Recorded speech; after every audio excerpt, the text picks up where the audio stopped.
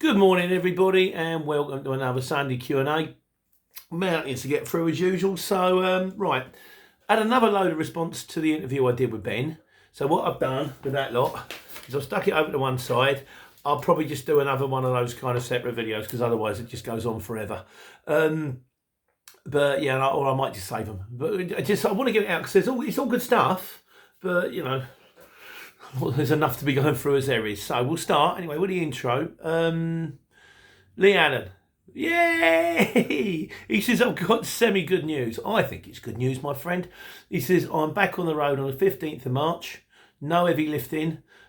He says 5 kilo is a max and no handball, but hopefully be able to stay in general haulage and trucking, HGV theory and practical, all booked for the middle of April. Can't wait to get back on the road. I'm pleased to hear that you're on the mend, my friend, and I hope to see you on the road soon. Well done, you. Fifth Wheel, it's nice to hear from him. Darren, I've got to ring you, mate. I will get around to it. Still watching, good to see you doing well. Darren has got his own channel. It's called Fifth Wheel out there. It's like a trucking channel. And also Gold Member's back on the scene and he's got his own channel too. And I did a video a little while ago about other people who've got their own channels. If you want to check that one out, there are other people out there doing it as well as me. It's not all about me, you know. And right, this was interesting actually. Funny you should ask this question. Charles Wunsch. How'd you put it? Wunsch? W-N-S-C-H. Wunsch, I think. He said, great video as always, talking about the Ben video, the HBC one. If you do one with a CX, please ask us for questions first. Now, I preempted you with this one because I'll be blunt, and I've said it before, and I'll say it again, and believe me if you like, I don't mind. I don't have anything to do with them. I don't get anything out of them. I even have to pay for my own membership. I kind of think it might be nice if at least they let me off that, but they don't. So I'm the exact same boat as you guys. But that video with Ben seems to have helped a lot of people. And if you want to find an ulterior motive, it's got me quite a few views. And that kind of helps me as well for the advertising and all that kind of stuff. So what I did is I've rung them. Now, because of the channel, they're kind of aware I exist.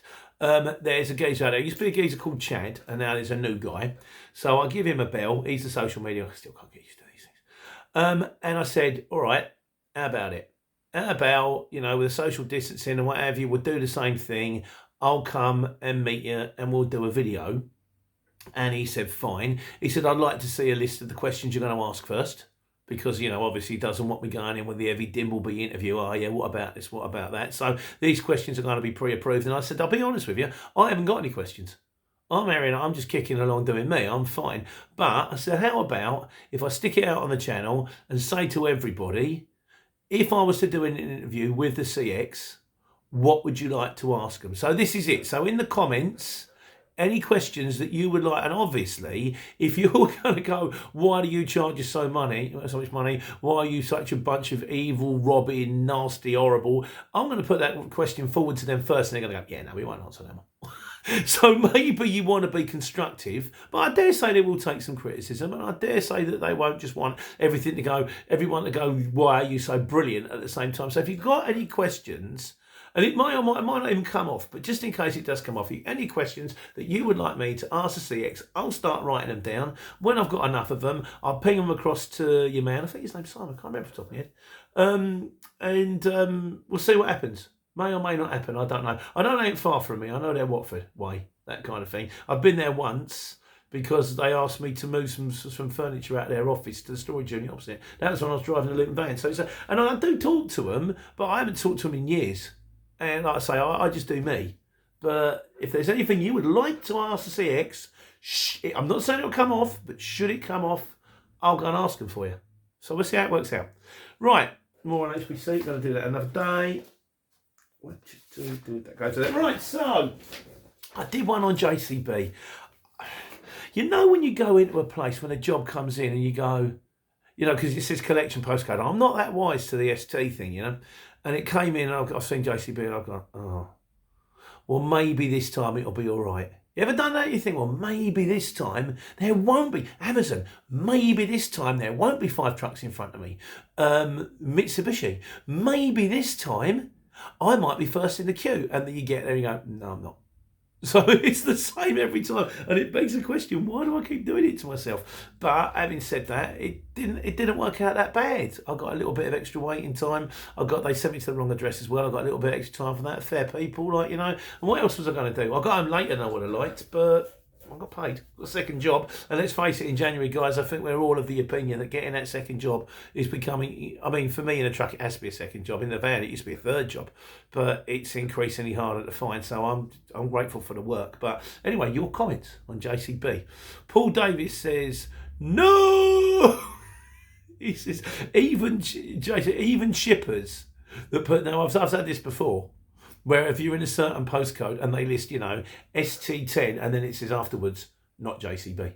Because those that are in the area that run in it all the time see ST10 and go, no, not doing that. I'm going to be there forever. The problem you've got, it's a question of whether you're going to be there forever and get paid for it. And I think we were both of the opinion, shippers and drivers are like, no one likes the waiting time. We just want to be loaded and go. Or whether you're not going to be paid for it, in which case it's even worse. Lee Westcott says, well done, Pete, for giving people a heads up on places. What you think a delivery driver has to wait loads of time sitting around scratching, in the yard, scratching. Like I say, it doesn't always work that way, but as a general rule of thumb, expect to be an Amazon site or a Waitrose or a John Lewis or a JCB or an airport for longer than you would a small industrial unit. Small industrial unit, bloke comes out with a fork truck, takes it off. The problem you've got most of the time is you don't know where you're going to. And I do think this is a thing. I do think there should be something. But then the problem for the shipper's point of view, if you list where the jobs are coming out of, then everyone can see where his jobs are coming out of. Then they could target him. They could go, right, that guy keeps listing jobs out of there. I'm going to ring him and say, I'm going to offer you a better deal. So you're really kind of stuck with it, I think at the end of the day, like that interview we did with Ben, communication is key. You can ring them up and say, I'm going into JCB. I go, look, I've just seen a job come through JCB. I expect there to be waiting time on this job. I've done it before. How do you stand on waiting time? The difficulty I've got with that, and it's not the first time I had one last week, they go, wait, no problem, wait. And then you ring them up and say, right, I've done. I was there for ages. Oh. So it's like, well, you've done it now. You've dropped it. I'll talk to the customer, see how they feel. And you think, you're going to get nothing out of that. I hate the battle. I do. I'd rather do. I wish it wasn't the way it is, but then hey, we all have our crosses to bear, don't we? So, Steve Bradley, he says ST10 avoid like the plague, but then C11, I think it's C11, put this. I'm not sure. I lost it on my sheet. He says we're in there most days, and it's fine. If you go in for the wrong people and for monkey money, you've only got yourself to blame. But if you go in with the right price, okay, you might have to hang around a bit, but you're still getting paid. So I guess down to you guys at the end of the day as usual. Raven Master, he says, a friend of mine used to work there. Apparently it's pretty cool in the main building offices. There you go. Domain name guy says, at least you'll get the cheap vending machine coffee and soup at 30p. And he says Amazon used to give certain badges to vans like DHL and etc. And they could tip their own parcels. I guess, it always changes all the way along, doesn't it really? So we learn as we go. Michael Weston says, say hello to Mr. Clay. I have absolutely no idea who Mr. Clay is, but hello. I guess he's something to do with JCB. I don't know, I'm ignorant. Michael Weston says, call everyone Duck. They'll think you're a Stokey. And Godzilla says, if you go in and go, hi up, Duck. Can you just tip us soon? Yeah, my accents are not good. Anyone who clocked my Pete Postlethwaite accent last week will know it's not, the acting profession wasn't for me. Might be good in front of a camera. Not really the greatest actor. Certainly not good at accents. Michael Weston also says, JCB postcodes are ST10, ST14, ST6, ST4. He says, I love them, they get me home. Which is fair enough. If you're up from the Derby way or the Stoke way or something like that, you get a job down to London, you see a job picking up sort of Watford to ST10, you go, brilliant. I know it's JCB, I don't care. Even if I'm there for an hour and a half, 2 hours getting tipped. When I leave, I'm 15 minutes around the corner. You've all got to do you at the end of the day. We're all different. That's the wonderful thing about us, isn't it, really? We're all different. Oh, vive la difference. Lee Allen says, he said, I've never had any issues with Amazon. I unload myself. He said, the longest I've been on a bay is 90 minutes. 90 minutes is still a relatively long time. It's like, you'd like to get it off in an hour, really. Anything over an hour gets, I'm admittedly, 90 minutes is still doable. But, yeah, it's still ideally not ideal. That is actually a phrase. Divine Eye Observer says, I've been there in the car park. delivering metal parts from Wheeler breaker in Burton to there. He said, I used to drive through and sit next to the test area for 10 minutes before it was unloaded. Yeah, there is a thing Al said before. So if you're going in a small van, it's not a big deal because they've got like a small van drop. And if they can say, what have you got? You're going to go 10 pallets. It's like, here's a piece of paper with a number on, join a queue. If you go, I've only got this box, they go, stick it over there. I think you guys might back me up on that one. I swear Al said, if you've got a little box, they'll get you off quick, which I think is only fair. Van on the Run, he says, I've been to a JCB site in ST14. It was almost the same. They give me a vibrating buzzer like the ones you get in a harvester. Presumably that's something like when they say your dinner's ready in 6 minutes, they go, and then someone brings you out the the sort of the steak with the peppercorn sauce, that kind of thing, like, yeah. So yeah, telling your table's ready. So, I didn't get the vibrating buzzer. I got a laminated sheet with a number on which didn't correspond to which number I was in it. Godzilla said, I spent minutes there before. Said nothing as fun as queuing for 20 minutes at the hut to find out you're at the wrong hut and it's the one next door. I hate that. When you're standing at the door, I had one the other day in Milton Keynes, and I've walked in, and they're all raving busy, and and everyone's ignoring you, walking straight past you. And then the guy actually turned up about 20 minutes later. I'm sitting there, and you think, what do I want to make a nuisance of myself? So, excuse me, mate, can you help me here? And I turn up, and he says, what have you got? I went, no, I'm collecting. He went, oh no, you're at the wrong door. I think, could someone not have said to me, I'll be with you in 2 minutes, mate. What have you got? I'm collecting. Oh, if you're collecting, you need to be over there. But sometimes you just sort of stand there. The problem is if I make a nuisance of myself, and they're going to go, well, keep him waiting. If I sit there quietly, this case, I come unstuck, but it happens, doesn't it? So, right, he went on. We're still on Godzilla's here. He says it's a good idea to call in and say, I'll do it for this much money. He said, but, tell them ahead of time. Say, look, okay, if I can get in and out in an hour, it's going to cost you this. If it's over an hour, I'll cost you this. I guarantee they'll say yes. And then later on, they might say no. It depends on the firm. Everyone's different. Just a little bugbear I have, something that's happened to me last week. There we are. Right. Okay, I was on site, supposed to be there at 7:30. The place was shut, utterly deserted. Then it turned out that they'd shut early. Then they had to get the caretaker around to me. And the guy saying, stay on site, stay on site. The caretaker turned up at 9:15, only to find out that he said, you've got a tail lift, haven't you, pallet truck? Yeah. You've got to pick up these pallets. One of them was a double-sized pallet, so it wouldn't go on with the pallet truck. But fortunately, there were 3 fork trucks in the corner, and the caretaker had a very laissez-faire attitude to health and safety. And I went, I can drive one of them. He said, fine. I shouldn't drive one. I ain't got a licence, but I can drive one. So then I had to work out how to unplug it from the electric. I'm having a rant now. I had to unplug it from the electric, plug it in, worked out how it went forward, got it on, and got it going. It took me an hour and a half to get the load on and get it off. And if it hadn't have been for me using the fork truck, I just would have rung them up and said, this ain't happening. Cancellation fee, please. Got it there, got it off pretty quickly. I went, right. I did speak to the guy, told him, and he went, I'll ring the customer. And you think, oh, just don't bother. I just pushed it through. Sometimes it's just not worth the grief. Anyway, rant over. I like my channel. Thank you for listening. Chris C. Heard about that. No. Right, I heard about that place, been past it many times coming home from London via the A50, passing Brum. Never been in it. Like going past it. It looks dead calm. It looks dead calm because there's a lot of people sitting there waiting to do something. They're all doing nothing in their lorries, waiting to get unloaded. The guys are nice. You go in, there's 3 bays, there are fork truck drivers, they take you off and they do one at a time. Boom, boom, boom. The system works, just could work a bit quicker. And he said, I've got family in Derby, so that means I'm 20 minutes away. I do that sometimes. You're driving down the M1, you clock certain things. For me, it's when I clear the 60 mile an hour when I'm coming north to south. You get through Northampton. I look, there's junction 13. There's Bradges Gate. I'm like Euston. Yeah, I'm nearly home. You gather little things. We used to say when we're coming home, if you're coming up the M1, it's when you see the elephant. You get a little sort of brown elephant, which means you're not far from Whipsnade Zoo, and you think, nearly home. We've all got them, I think. All little markers. And Hector Blue Bouncer says, was trying to deliver, waiting 2 hours to unload. I was going to unload it myself at the grey office. The old lady on the front desk says, she said, it took me 30 minutes for her to book me in the delivery. Then she went off to lunch. I mean, I do think there should be some kind of consideration for drivers. We sometimes don't get treated the best, and I don't think that's fair because we are normal human beings at the end of the day. And during the lockdown, we were national heroes in high vis. But like, yeah, consideration for your fellow man. Just be nice to each other. It's not tricky. He said he basically in the end he said he kicked off. He said if I hadn't kicked off, I'd have been in there 3 hours plus. But well, JCB guys, ST, beware the ST postcode.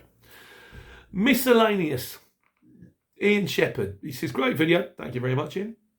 I'm looking at starting as a driver with a small van. Your thoughts on extra long XLB Merc Titan, 2 times pallet length? There are advantages. Everyone does it themselves. There are many advantages to every side of van. There is a video on van sizes. Any van. I think ultimately get started. If you get started and you find that the van is wrong, you can change it. Just get started. And if you get started and you find it's not for you, then you can just get out. But just get started. That's the thing. Hold your nose and jump. Chris641.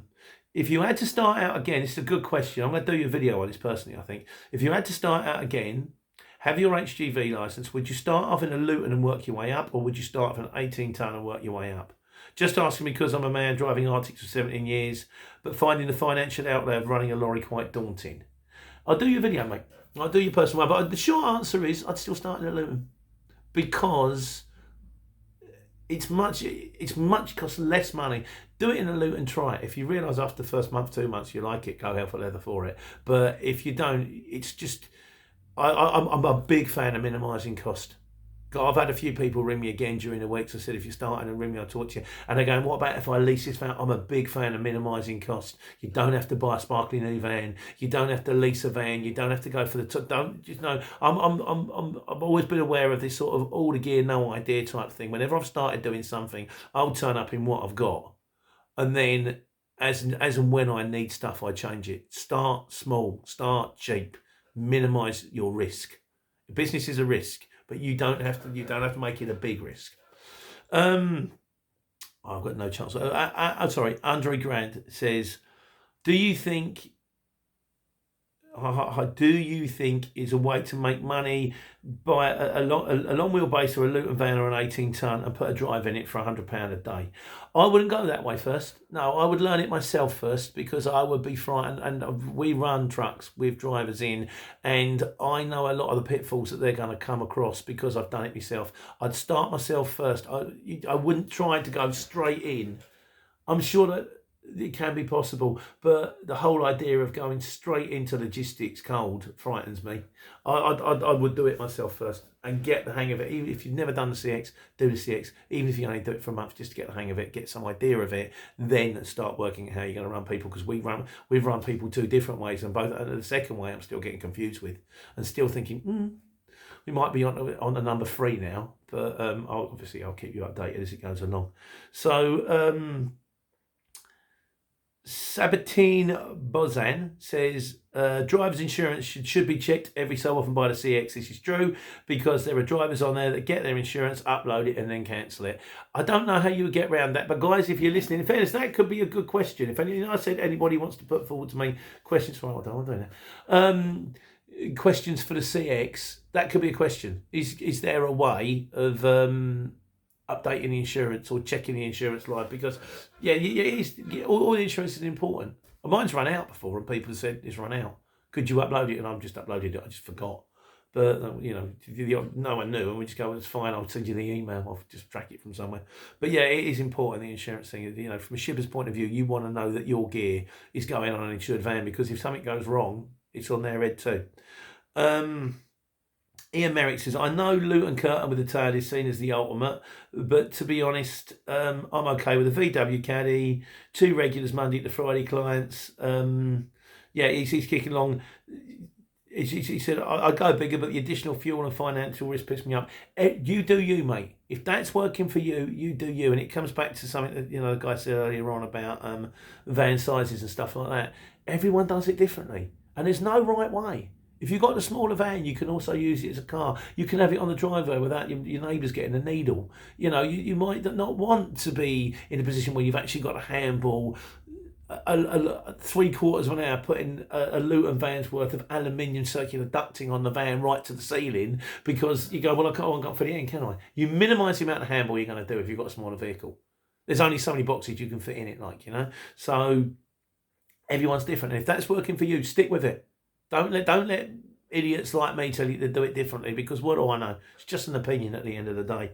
Unfortunately, an opinion that's backed up by some people that know better than me. So, but if it's working for you, mate, and keep the comments coming. Love to hear your comments. That's Ian with 2 eyes there. British Larduck 123 says, hi Pete, looking to get into this, watching your videos, but one thing is bugging me. How do I pay my taxes? And Dolly Dalton, his reply to this, where he said, it simply baffles me the amount of people that go in, we've got no idea of costings, paying taxes, understanding corporation tax, before even looking at the fixed costs associated with the business. Most people that go into business understand the mechanics of how it works. And he said, then you've got the problem, it's sort of how the CX works. Some people will go in believing that they can make money. It's like a pyramid scheme. He said they believe they can make money, then they do it wrong. They quote too cheap, then the gearbox goes, and then they're off. But for everyone that disappears, one reappears. The truth of the matter is, you've got to be clever about it. You've got to have a rough idea of how much, if you do a job for like 100 quid, you're going to say, well, 20% of that. If you put 30% on one side, I think. We have had this conversation before. Put a bit on one side. Well, that's going to be for tax. That's going to be in case the gearbox goes. That's going to be because I'm going to need a new brake light. That's going to be because you need that. Just don't think it's all yours. If you don't think it's all yours, but if you get yourself up and running, these are things that can be sorted out later. Get yourself an accountant. You can do the QuickBooks thing now. You can do Xero. You can do Sage. You talk to HMRC. They will help you. But I would focus more on the idea of getting it off the ground, because again, from the flip side of things, you can spend an awful lot of time getting everything in place, do it for a week and go, oh, I don't like this at all. This is driving me mental. I don't want to. And you put all that effort and work in, get it working. It's sort of, for me, it's like one step at a time. So get it working, get the van, get out there, get running. Do you like it? Are you making money? Then you can address these things. But there's millions of people you can go to. Government websites, it's tough at the moment with a lockdown, but the easiest thing is just find yourself a decent account, and it ain't going to cost you a fortune. Go, right, there's all my paperwork, sort it out. It's doable. It's all doable. As TG Wee says, he says it's a business. He says the greater the risk, the greater reward. And if people are looking for a guarantee, get a job. I thought it is a business, and business is a risk. That is what business is. That's a definition in my mind. That is the definition of business. If it was nailed on, it wouldn't be a business. It would be a gift. But just get out there, get started, figure it out as you go along. That's what I've done, and I'm still figuring it out. And I've still got a long way to go. I know that. Steve Bradley Courier Vlog. Remember, he's got his own thing out there as well. Like I say, we did a video on other people's other channels. Check them all out. Big Beardy, Steve Bradley, Gold Member, Darren at Fifth Wheel. Give them all a shout. Everybody loves a watch. Everyone loves a subscriber. Harper Valentine at London Creative. If you get the opportunity, he's not for everyone, I know, but he's a mate of mine. I kind of knew him from when I used to work on the market. Everyone loves a subscriber. He's a bit different, but everyone loves it. It's London Creative is his one. So there we go. Steve Bradley, he says it's been tough since mid-December. He says, but better times are coming, and I've given up the CX. Too much fighting for a job. Keep positive and keep smiling. I still think, I can't understand trying to get your own customers and all that, but I do think the CX is invaluable for journeys back. I mean, we're trying to get our lorries out with regular jobs, but I'm always going to need it for return loads. That's kind of what it is. I've still got to sort that thing out with Ben, the smart thing. I won early this week. And I say early, that's the 2 o'clock one. I was home at a time when I could get on a computer, and it was a day that his science guy, his computer guy had to go. He was off, so I didn't do it. But I'll keep you updated with that one as well. Ziggy811S says he would like to get into this in the future, but he's curious what is better, 7.5, 18 or 26 tonne. Great fit to keep them up. 18 tonne. There's very rarely a job for a 26 tonne. I did have this conversation with Ben at HBC and said, yeah, but sometimes they say 16 pallets. You can't get 16 pallets. You've got that extra length from the 26 tonne. He said if it's 26 pallet, it'll go on a 6-axle. Don't worry about it. 18 tonne, curtain side, tuck under tail lift. You will get the same money as you will get pretty much running 7.5 tonne, but you get more variety. In an 18 ton, you can do 7.5 ton jobs. You can do 12 ton jobs. Like there's one coming out. We've got one starting at 6 o'clock on Monday morning in a 7.5 ton. One of our 18 tonners is doing it. We've got a new guy starting. He's doing it. I could do it, but if it was the other way round, I couldn't do it. So it just gives you that bit more scope. So I would say if you're going to go for it, go for the 18 ton. I recommend DAFs. DAF CF. That's what I recommend. Lee Westcott says, to all the guys who ask, again, it comes back to the business thing. Can I make money on the CX? Yes, you can, but you will need to do some online advertising, website, local papers. He's got to get your van professionally sign written. Now, this is an issue we're going to come to. I think I've done this one before, in fairness. If I have, I'll put a link up. Because they don't like sign written vans on the CX. It's not the end of the world, but they don't like them. But I think I've done 2 videos. I think I've done 2 on a bounce. I don't know why. He said, I've been doing man and van for 18 years. And he said, I'm not on the CX. Great. Yeah, great videos. Always, thank you very much. Agrees with the Amazon and the multi-drop. Oh, that's the thing. He said, sometimes if the work's not there, do 2 days a week on the multi-drop at Amazon. Don't limit yourself to the CX. You can...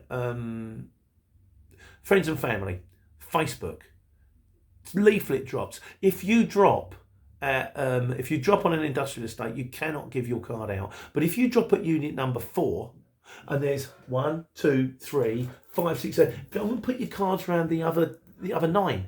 You're not poaching. You haven't done anything wrong. There's a chance you might get a job, particularly if it's near your house. Do everything you possibly can to get the work in, and then hopefully, you hopefully will find your own way. So. But David Botham says, my van has a company logo on, company logo and name. Is this an issue with shippers? Thanks in advance. Like I say, I think there was a video on there. If not, I will do you one. RBD35025. Somebody's names are really catchy. Are you a droid? Sorry, I didn't mean that. Told you my impressions were no good. That's why I can't act. Great video and advice as always. In terms of CX in January, yes, it's quiet. Totally agree. So he tops up with 2 multi-drops from Amazon. Oh no, that was the thing. Sorry, I've got too confused there. I've just read that same thing again. Sorry about that. Right, Steve Campbell. He says, I don't like them Mitsubishi Fuso Canters. I had to pick one up from Darlington and take it to Ipswich. It's a right uncomfortable drive. No, I don't like them. They look like vans. I mean, there's nothing wrong with a van. If you're going to drive a lorry, drive a lorry. If you're going to drive a van, drive a van. Don't have all the disadvantages of a lorry in the fact I can't get it through here, I can't squeeze it through here, it's difficult to reverse, and at the same time I've got none of the comfort either. So to me, they are the worst of both worlds. They can get into tighter spaces apparently. They can carry more weight apparently. I'm not interested. I like Alice. She looks after me. I know she's got ABS problem and might have a problem with the flywheel, which is a bit of a worry. I'll let you know. She's on inspection today. In fact, he might be trying to ring me, but I'm on airplane mode. Jurgen Berzin says, hi guys, how about loads from the UK to Ireland and back on a long wheelbase Nissan MV400? Ireland's tricky. My mate John does Ireland, and if you get it right, it's brilliant. But very few jobs come out of Ireland or in Ireland itself on the CX. You get the odd one coming back. I think we might take some comments on that one, and we might put that one out. John, if you're watching, that'd be handy. We might put them out to people that are like wiser than me on the island thing, Charles Wunsch says, I've got to get that right. I find the biggest problem with the CX at the moment is it's difficult to make money. He says, before I will quote London to Manchester, the first job, which is always the money job, for example, 110, and I'll get something part on my way back, 60, 70, so I was close to my day's target of 200. The issue that I'm now having is I'm quoting less than £100 to Manchester to get the job, the first one in the morning, and no guarantee of getting anything coming back. The second and third jobs are getting much harder at the moment. He says, so as a result of which I'm getting like 55 quid there, £55 back. It's difficult. It is difficult. It's hard at the moment. We're on double. We're on lockdown and kipper, and it's double tough. But it's getting warmer. It's getting brighter, and hopefully, it looks like this R figure's going down, and things should ease up. You've got to weather the storm, guys. It's like the perfect storm. We've got to weather it, and hopefully, things will improve. When the pubs open, surely they're going to need a load of beer. Someone's got to deliver it, ain't they? I just hope. I hope and I pray for all of us, I really do. Time to kill. It says, I booked my 70 plate Sprinter in for a curtain conversion at the end of the month. £800 excluding VAT. I'll let you know how it goes. I would like to know how that goes because that's a very cheap price to me. I mean, we've been quoted 1,200, 14, 17. It's how long's a piece of string on getting a curtain put on the side of a Luton. We've had a problem with our Luton as well. That was pain, that was. We had it in Ford. It's supposed to be under warranty. And then they turned around and said excessive use. Flywheel and clutch. Had the flywheel and clutch done. No, we took it away from them, so we're not having it. We got a flywheel and clutch done separately. They diagnosed it, put it in to find out it wasn't a flywheel and clutch, it's the gearbox. And now we've had to put it into another Ford and go, look, we're under warranty on this. You've got to do something now. Again, I'll let you know how it goes. Possibly, if I can handle the pain. Nescu Ironut. I probably got that wrong, sorry. How about when you have more than one pickup sites or more drops? There's that circuit thing. I recommend that. That's very good. And how to quote. I did one on one drop, on multi-drop, on how to quote. There's a few videos out there. It's kind of tricky. The more pickups you've got, the more you actually want to quote for, because the more you need to quote, because there's time involved.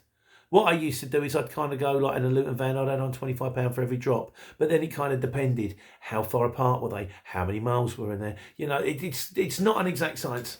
You kind of figure it out as you go. But yeah, you do want to put more money on for multi-drops because it's going to take you more time. Of course it is. And Ian with Two Eyes Merrick, he says, and this is interesting as well. He says, any joy anyone tendering for contracts? For example, the government online contract finder has a 2-year contract worth £60,000 transporting patient records up to Callow, Chesterfield, available for tender at the moment. 2 years isn't ideal for me because he expects to relocate in 18 months, but wondering if anyone's ever landed a tender. I don't know, I've never done it. Again, never done it. Really pretty much got most of my jobs out of CX, plus a few end user customers, and we're still trying to work our way through that one. So, and finally, in conclusion, yeah, let me know if you have, or if not, good luck. Finally, in conclusion, like I said, I know it's long, and that's why I'll do the Ben HBC another day. Steve Campbell says he was the one that come up with the Thunderbirds removal idea where they would drop into containers.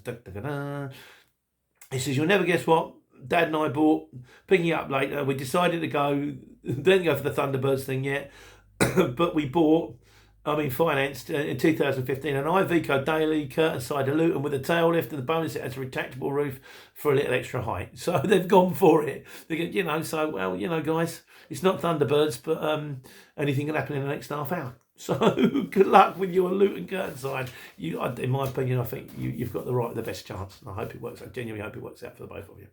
And also Van on the Run, because I did that one last week about someone spotted on the sofa video the fact I had on the Kobayashi porcelain t-shirt, which is The Usual Suspects, which is a great film. He says the African, the Pete Postlethwaite accent was a South African accent. It's a difficult one to do well. Yeah, I know, because I can't do accents. That's what we've already established. I'm rubbish at accents. Although today's, anyone who's up for it, is the White Dragon Noodle Bar. Anybody who wants to have a guess at trying to spot the film? It's one of the more obscure ones, but good film, I think. And finally, Uncle Jason Burke says, only watch for the cats in the background. No cats in the background today, I'm afraid, mate. I'm relegated to the bedroom at the moment. Instead, all I can offer you is an Avengers poster, 3 guitars, and Terence Stamp on my Smith's 12-inch single. There you go. Right, I'll do the HBC for you another day. Hope you're all cool. Sun's coming out. You know what to do. Take care. Take money.